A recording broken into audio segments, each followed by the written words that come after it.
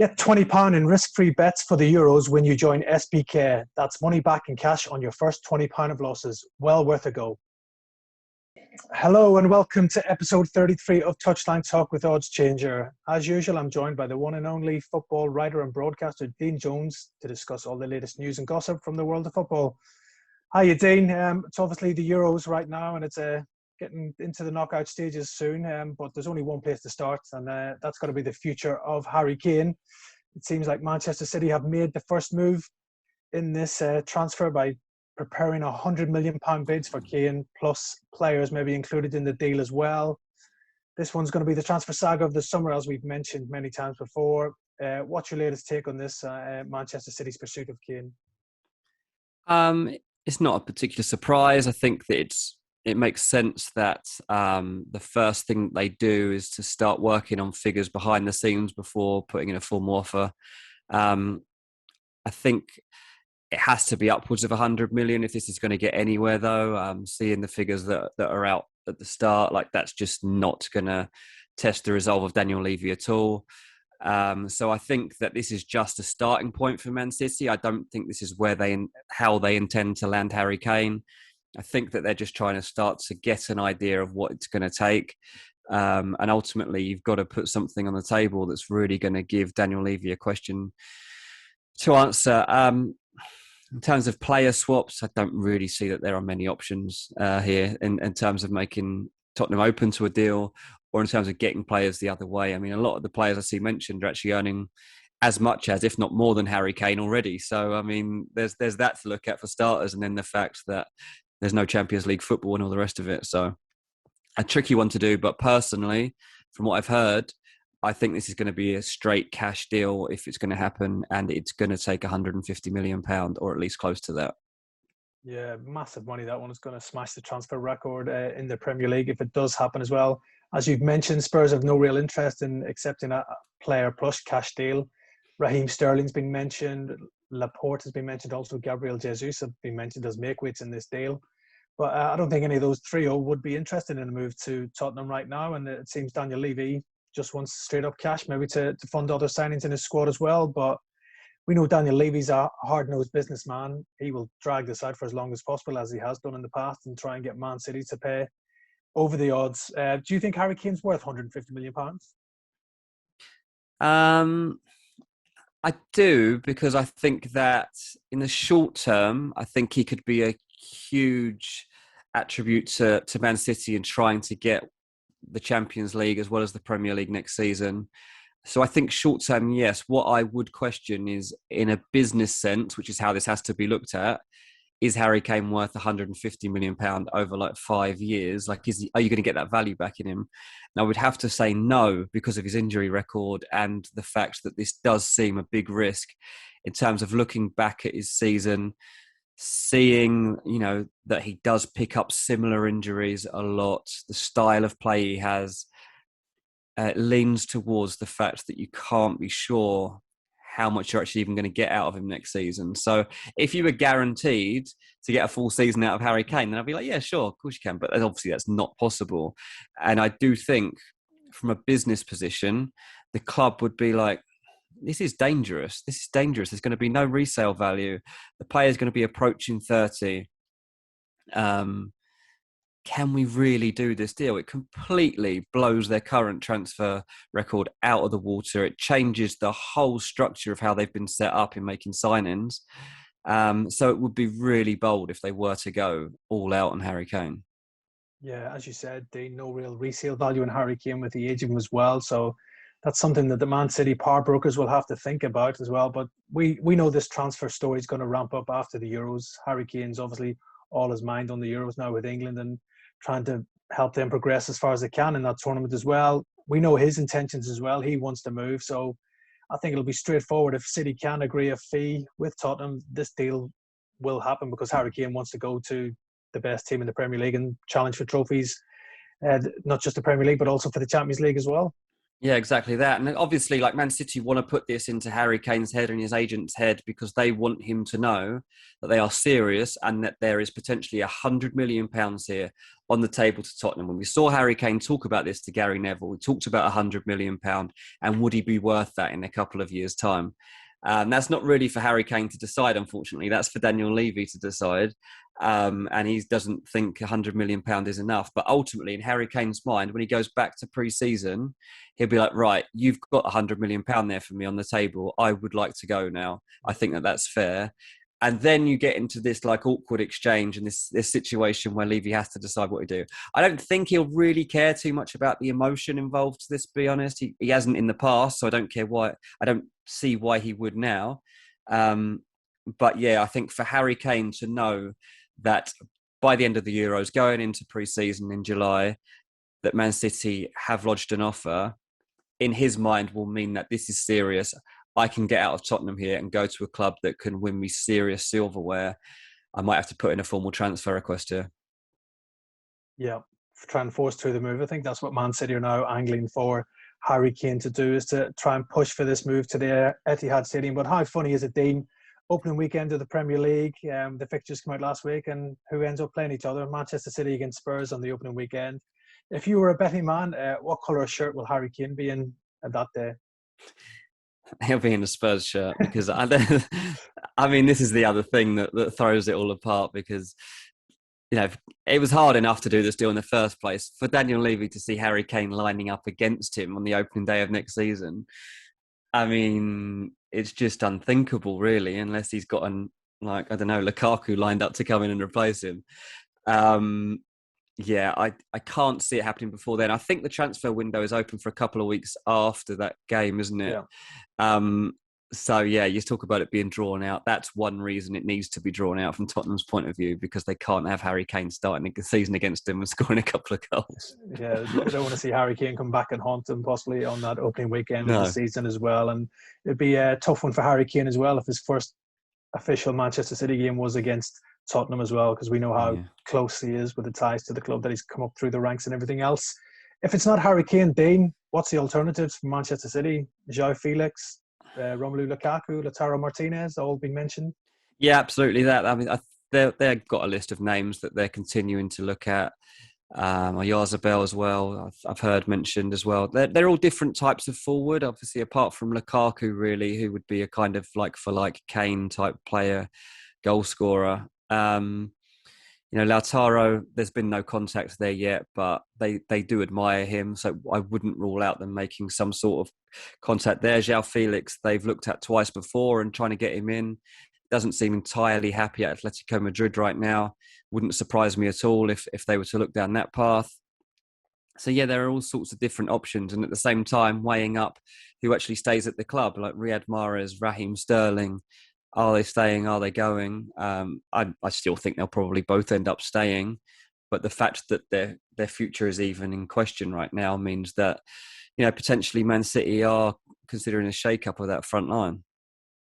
Yeah, it looks like they're trying to bring in that top number 9 to replace Sergio Aguero this summer if they can find the right man. And if it's not Harry Kane, I'm sure they'll have other options lined up as well to possibly come in and strengthen Pep Guardiola's side next season. And I think, just on Lukaku as well, I want to mention that they have made like initial soundings out for him, and Lukaku, as it stands right now, is just saying, I'm going to stay at Inter Milan. He wants to see how things pan out at Inter over the course of the summer before he, goes into the club for pre-season.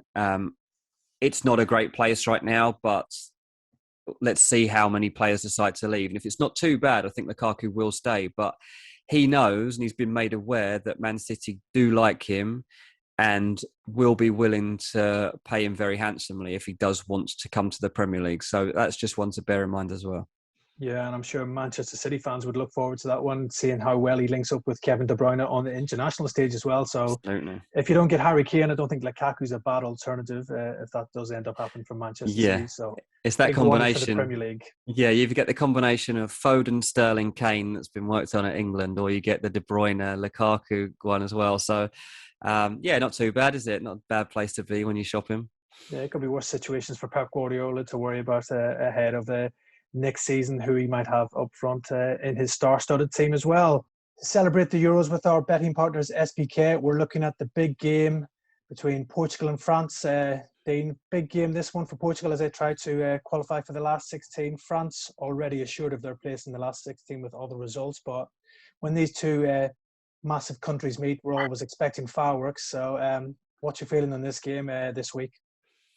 Well, I had this set out as my final before the tournament began. I thought they'd meet. I'm not so sure about that one anymore. I'm hoping that both sides can give me hope going forward, but still think France are going to have the edge. They haven't quite taken off yet. Looking for them to kind of find that blend in attack that's probably just a bit short at the moment, but I do still think they're probably a bit too strong for Portugal. I quite fancy 10-1, 2-1 France. Yeah, that's a good price that with SBK, 10-1 for France to prevail 2-1 in this game. It'll be a tight encounter, I'm sure. I think most people will expect that one. As we know, Portugal came down to earth with a bump with that 4-2 defeat to Germany at the weekend as well. So they'll be keen to sort out their defensive issues. And I just think there's not much between these two teams. As you mentioned, Dean, you fancy this to be the final later on in the tournament. I'm going to put my neck on the line. I'm going to go for a 1-1 draw in this game in the Group F encounter, and that is 27-5 with SBK as well. So I will go for 1-1, and you've gone for 2-1 to France at 10-1 with SBK. So good luck with anybody having a bet on this game. Just sticking to Spurs now, Dean. Obviously, the manager hunt continues. It seems like it's never ending right now, this manager hunt to replace Jose Mourinho. It's become a bit of a soap opera, really. More managers being linked with this job than I've had hot dinners, probably, I would imagine, in the last few weeks. I've lost count of the amount of names that have been linked with the job. We've had Hansi Flick, we've had Nagelsmann, Brendan Rodgers, Mauricio Pochettino possibly going back, and then it looked like Antonio Conte was going to happen before it fell through at the 11th hour. Paulo Fonseca had agreed, and then that one fell through as well. And then we had the quick pursuit of Gennaro Gattuso, which soon fell flat on his face as well. And then now we're back to square one, it seems, for Daniel Levy on the Tottenham board. Graham Potter, now the favourite again. What have you made of all this managerial pursuit Tottenham have gone on? And it's been a bit of a laughingstock for the club. They need to really get this right, because it's not just the decision of the manager. A lot will depend on Harry Kane's future. There's a lot of fans unrest, and whoever comes into Tottenham next year as manager needs to get them back in the top four. So massive job ahead for Daniel Levy to get this right. Yeah, I mean, it looks to me like they're pretty much going back to the original plan now, because I think Conte, Fonseca and Gattuso were never really on the original list of people that they were going to be looking at. And then they went off on this Italian spiral for 10 days or so, whatever it was. They come back now and they're like, okay, right, we've got that out of our system. What shall we actually do then? It all obviously goes back to Nagelsmann and the fact that he was the guy they thought they were getting. That was the plan for well before Mourinho even left Tottenham. It was like, if this doesn't work, that's the guy we want next. And if that doesn't work out, let's try and get Brendan Rodgers. And obviously, Nagelsmann went to Bayern. Brendan Rodgers made it clear he didn't want the job.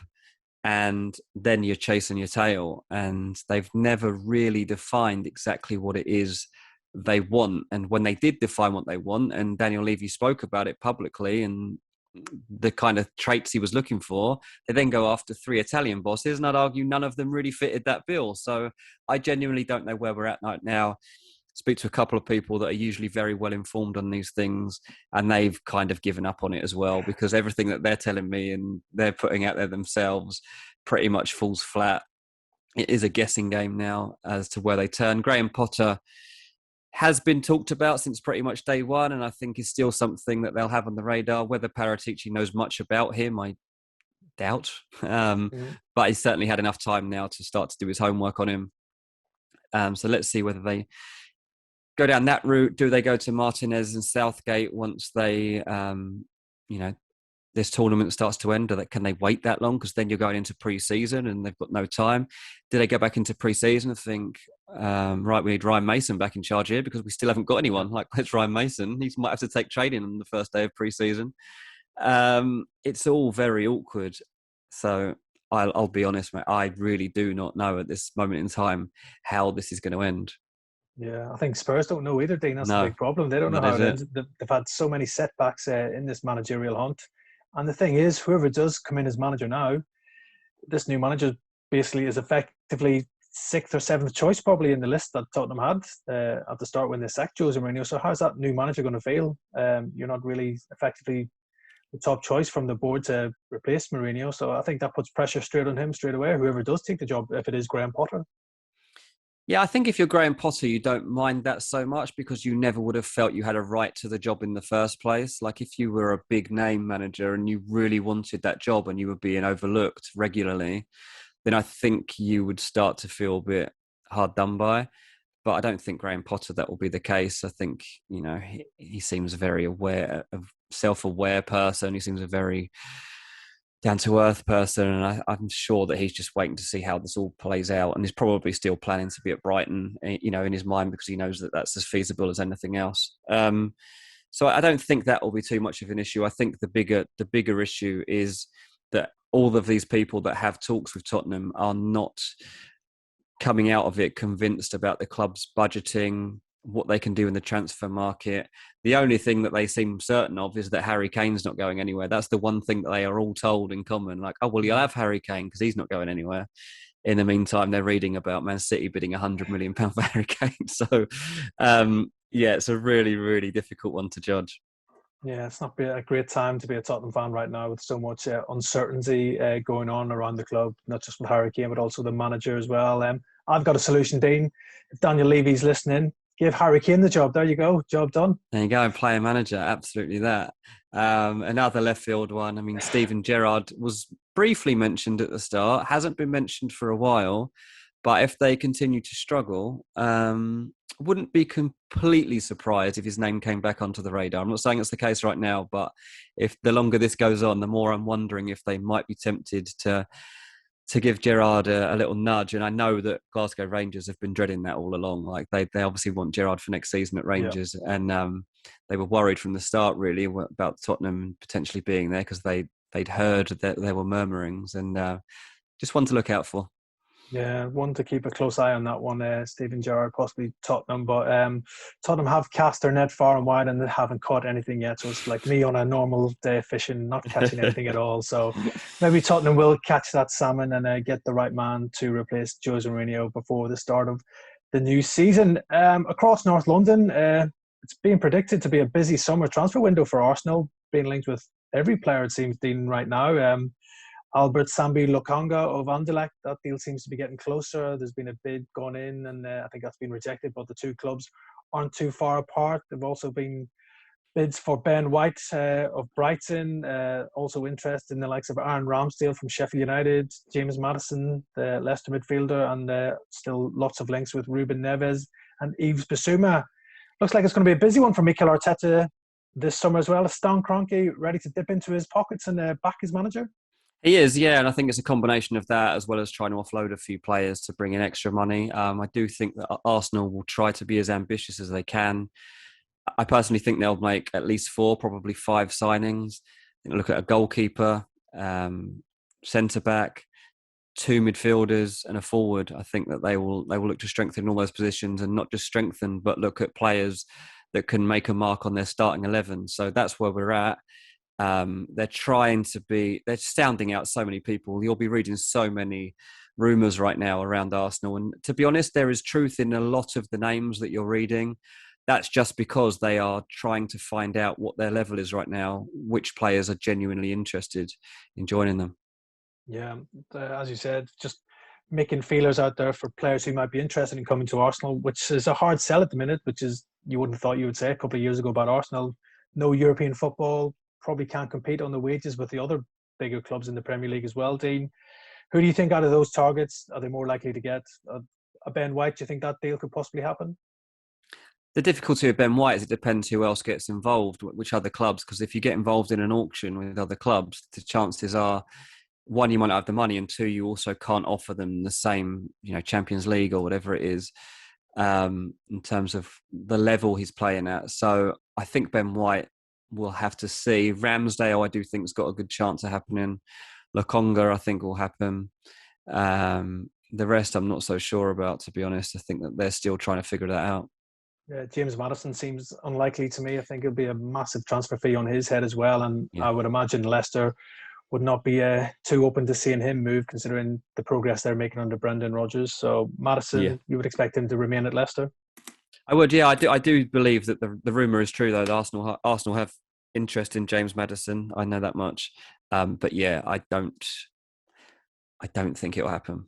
Yeah. And what about players that could possibly be on the move? Granit Xhaka still maybe on his way to Roma. Hector Bellerin, lots of talk that he could be leaving the Emirates. Eddie Nketiah as well. And then we've also got the likes of Lucas Torreira, Matteo Guendouzi. So I think if they got the right offers for these players, they would definitely consider letting them move on. Yeah, I'd say tick off all of those ones. They're exactly the kind of players. Bernd Leno as well. I think there's potential. The reason that they're being linked with Ramsdale is because there is potential that the goalkeeper leaves. And yeah, I think Nketiah is a weird one because I've always wanted him to see him do well and be given more opportunities, but just doesn't seem to be happening. And from what I'm hearing, it does sound more and more likely that he could leave, and West Ham, I think, are going to start sniffing around that one. So we'll see what happens there. But the only one that they're certainly not keen on is Emil Smith-Rowe, who's been linked with Aston Villa. You do wonder if Aston Villa have got a sniff of something there, and because it seems very strange that they're making an offer for a player like that wouldn't usually seem gettable. But maybe it's also to do with the fact that he hasn't agreed a new contract.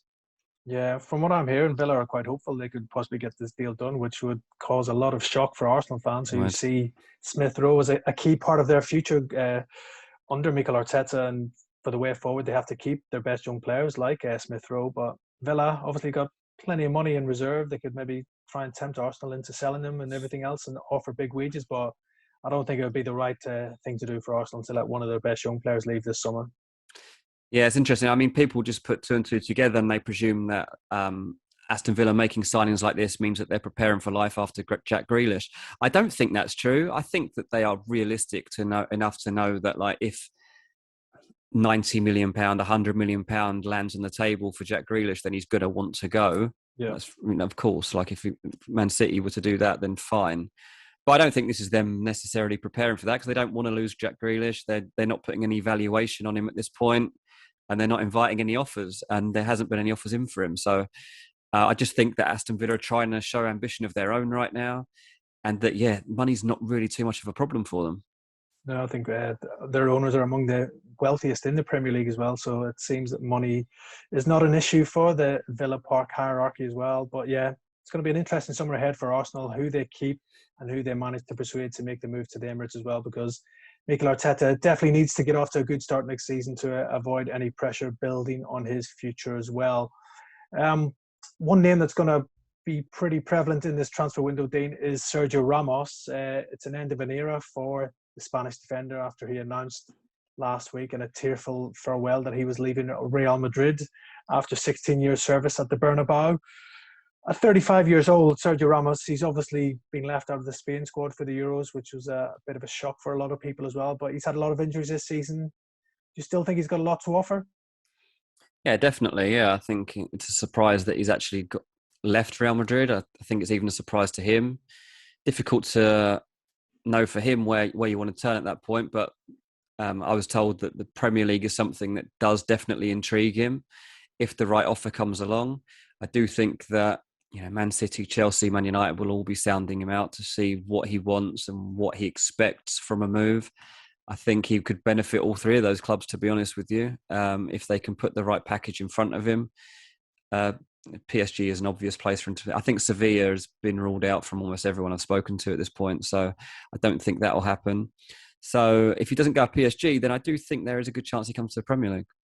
Yeah, and where do you think would be the best fit from Man United? Maybe to partner Harry Maguire and bring his experience into that dressing room to help them win trophies? I think United would be a good idea, yeah, because he would literally tick so many of the boxes that they've been lacking in terms of, I guess, winning mentality and experience, and also just relying on somebody at the back. I know that saying, how can you rely on him? He always gets red cards. But, he's been unbelievable for Real Madrid. And if you could just if you get 70% of Sergio Ramos from that, then you are making Man United stronger. I still think that wouldn't surprise me if Chelsea were in this conversation. They always seem to crop up in deals that they're not really talked about much in. You saw it last year in Timo Werner and Kai Havertz. Like, they weren't they were nowhere to be heard of, and then suddenly they had them. Thiago Silva emerged as well, and they like signing experienced players at certain times just to bulk up the squad and help them battle on all fronts. So I definitely wouldn't rule them out. Yeah, he's a proven winner, Sergio Ramos, and I think it would be great to see him in the Premier League. We all know his antics and everything else, so it wouldn't be dull wherever Sergio Ramos does end up, whether it's Chelsea, Manchester City, or Manchester United as well. So he's just such a decorated player as well. I think whoever did get him, maybe 2 seasons you might get out of him, but I'm sure there'll be 2 successful seasons as well. Yeah, absolutely. Yeah. So sticking with defenders and Manchester United, a couple of potential exits at Old Trafford this summer in the shape of Brandon Williams and Axel Tuanzebe. 2 young players at United and both highly rated, but their path to the first team have been blocked probably in the last 12 to 18 months with Ole Gunnar Solskjaer having so many options to pick from in the United side. Brandon Williams was strongly linked with a move in the January window. Dean, the likes of Southampton, Newcastle, West Ham, all linked with him, but United decided to keep him. But from my understanding is United will let him move on this summer to try and get regular first team football to aid his development. Where do you think Williams could end up? I mean, it certainly makes sense at this point to let him out. I think that, it's not fair really on the player, especially when you're being linked with other fullbacks, and Kieran Trippier, they still seem to be going on along that front, and you see Darlow and all the rest of it. So it's a difficult one because it depends what level of player. I think Southampton made sense for me in January, but it didn't happen. It depends as well on what managers end up landing at different clubs right now. But I think that's the exact level. I don't know if you've heard anything, but especially close on that one. But I do think that Southampton would still have an interest. Yeah, I definitely think Southampton would be in the market. We obviously know Ryan Bertrand is leaving St Mary's at the end of his contract, so you would think Brandon Williams would be a good fit to possibly replace him as well. Obviously, Tuanzebe, very highly rated centre back, but if United do end up bringing in a central defender this summer, which has been mooted, it would probably make sense for him to move. And he had a very successful loan spell at Aston Villa a couple of seasons ago. Could you see maybe Villa rekindling their interest in the centre back? Yeah, I can, but I think first of all we need to see whether United do sign a centre back. They're also linked with Pau Torres at the moment, which has been the case for a while, and I think they're still researching how much he'll cost and also how much they actually have to spend. Also, we wait to see whether United do start to test out a back 3, because that might mean they need more centre backs than they would have had before. Is Eric Bailly definitely staying? I know he's signed a new contract, but I still don't think that means he's absolutely certain to stay.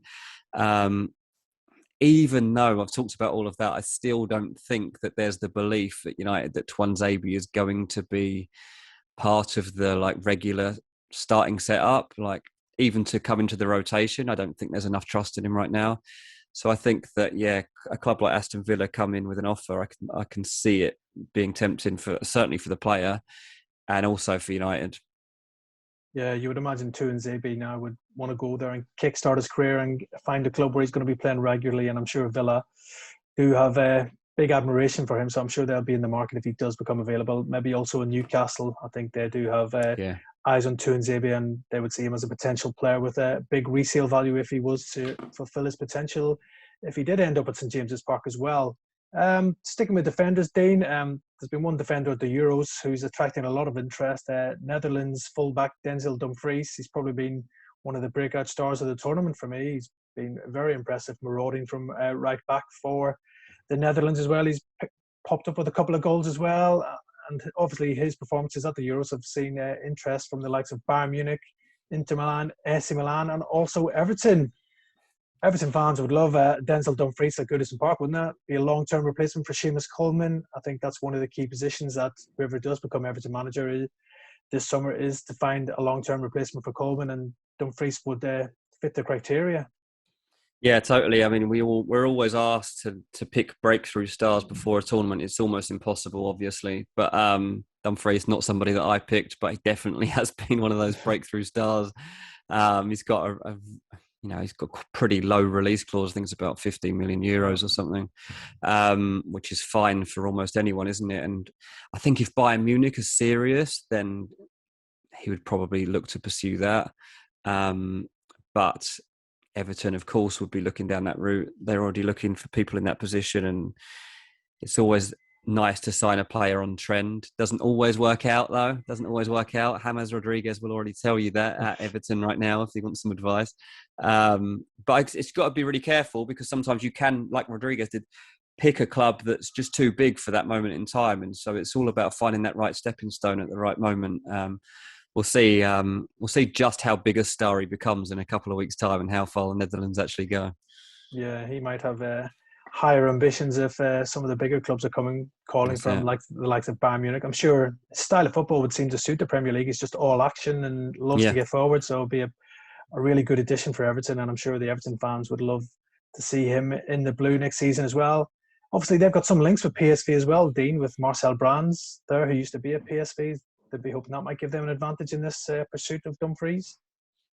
Yeah, absolutely. I mean, the big question, obviously, at the moment, Everton is that they haven't got a manager, so you can't recruit properly without knowing who your manager is. And there's such a variation of names being touted; they would all play different systems. So they need to sort out the managerial situation first, and then we'll see whether they can seriously come into the fold. But obviously, Brands would have him on his radar and would have known about him before now. Yeah, it seems like PSV are resigned to losing Dumfries this summer as well, and I think it would be great to see him in the Premier League if he can continue the fine form he's shown at the Euros for the Netherlands so far at Euro 2020.